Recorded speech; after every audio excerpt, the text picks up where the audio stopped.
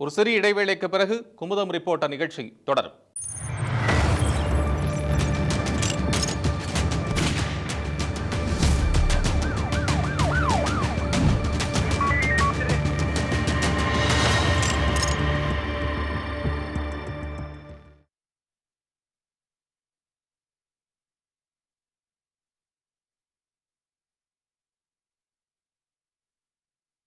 பைக்கில் லிப்ட் கொடுப்பது போல அழைத்துச் சென்று சிறுமிக்கு பாலியல் தொல்லை கொடுத்த விவகாரத்தில் திமுக நிர்வாகி ஒருவர் கைது செய்யப்பட்டிருக்கிறார்.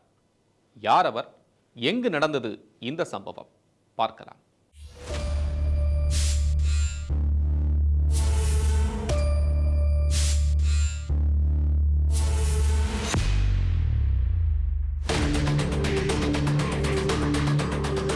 இருசக்கர வாகனத்தில் லிப்ட் கொடுப்பதாக அழைத்துச் சென்று சிறுமியிடம் பாலியல் சிலுமிஷத்தில் ஈடுபட்டு கைதாகி இருக்கிறார் திமுக நிர்வாகியான இந்த நபர். தருமபுரி மாவட்டம் கீழ்மொரப்பூர் பகுதியைச் சேர்ந்தவர் முருகேசன். திமுக தருமபுரி மேற்கு மாவட்ட அமைப்பு சாரா தொழிலாளர் நலப்பிரிவு ஓட்டுநர் அணி துணை அமைப்பாளராக இருந்து வருகிறார். இவர் வட்டிக்கு பணம் கொடுக்கல் வாங்கல் தொழில் செய்து வருவதாக கூறப்படுகிறது.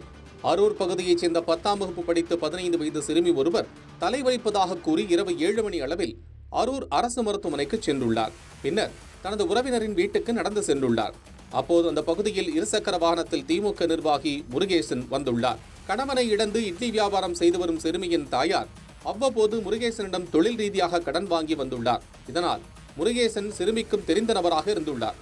இந்த நிலையில் தனியாக நடந்து வந்த சிறுமியை தான் இருசக்கர வாகனத்தில் கொண்டு விடுவதாக கூறி லிப்ட் கொடுத்திருக்கிறார் முருகேசன். ஆனால் பைக்கில் ஏறிய சிறுமியிடம் பாலியல் சேட்டையில் முருகேசன் ஈடுபட்டதாக கூறப்படுகிறது. இதுகுறித்து சிறுமி தனது தாயாருக்கு தெரிவித்த நிலையில் அவர் அரூர் மகளிர் காவல் நிலையத்தில் புகார் அளித்துள்ளார். போலீசாரின் விசாரணையில் சிறுமி கூறியது உண்மை என்பது தெரியவந்ததை தொடர்ந்து திமுக நிர்வாகி முருகேசனை போலீசார் போக்சோ சட்டத்தில் வழக்கு பதிந்து கைது செய்தனர். கடந்த சில தினங்களுக்கு முன்பாக தென்காசி மாவட்டம் சாம்பார் வடகரை பகுதியில் கணவருடன் இருசக்கர வாகனத்தில் சென்ற பெண்ணை இடுப்பை கிள்ளியதாக திமுக நகர இளைஞரணி நிர்வாகி அம்ஜத் என்ற நாகராஜன் கைது செய்யப்பட்டார். தற்போது சிறுமியிடம் பாலியல் சிலுமிஷத்தில் ஈடுபட்டதாக அரூர் பகுதியில் திமுக நிர்வாகி போக்சோவில் கைதாகியிருக்கிறார். ஆளுங்கட்சி நபர்கள் இத்தகைய அத்துமீறல்களில் ஈடுபடுவது தொடர்கதையாகி வரும் நிலையில் திமுக தலைமை தடாலடி நடவடிக்கைகளை மேற்கொள்ள வேண்டும் என்கிறார்கள் சமூக ஆர்வலர்கள்.